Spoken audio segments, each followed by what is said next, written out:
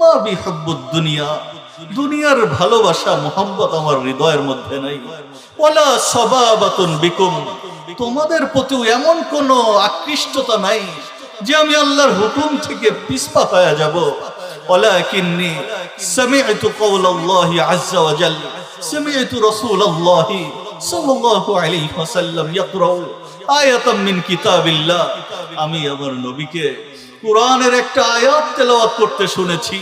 ওই আয়াতের মধ্যে নবী বলতেছিলেন, ওয়া ইম মিনকুম ইল্লা ওয়ারিদুহা কানা আলা রাব্বিকা হাতমান মাকদিয়া।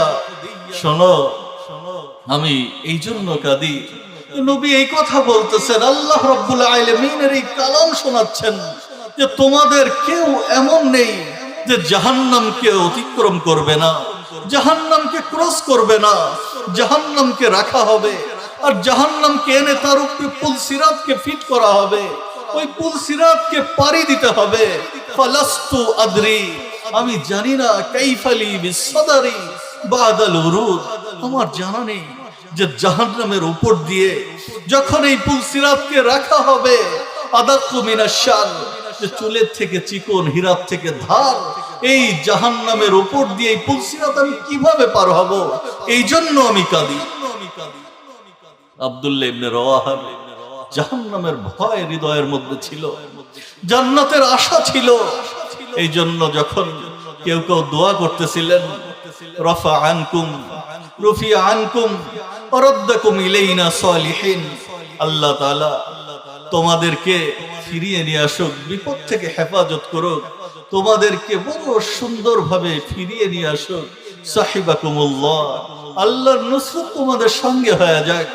তখন আব্দুল্লাহ ইবনে রাওয়াহা এই কথা বলতেছিলেন, লাকিন্নী আসআলুর রহমানা মাগফিরা, আরে আমি তো আল্লাহ তাআলার কাছে ক্ষমা চাচ্ছি, প্রত্যাবর্তন চাচ্ছি না, ফিরতে চাচ্ছি না, আমার জীবনকে উৎসর্গ করে দিতে চাচ্ছি। লাকিন্নী আসআলুর রহমানা মাগফিরা ওয়া দারবাতান যাতা ফারাগিন তাকযিফু যাবাদা। আব্দুল্লাহ ইবনে রাওয়াহা বলতেছেন, আমি তো চাই দুশমনকে একটা আঘাত করব, পুরা দুশমনের শিবির এদিক ওদিক পুরা অস্থির হয়ে যাবে, তারা ভেঙে চুরমার হয়ে যাবে।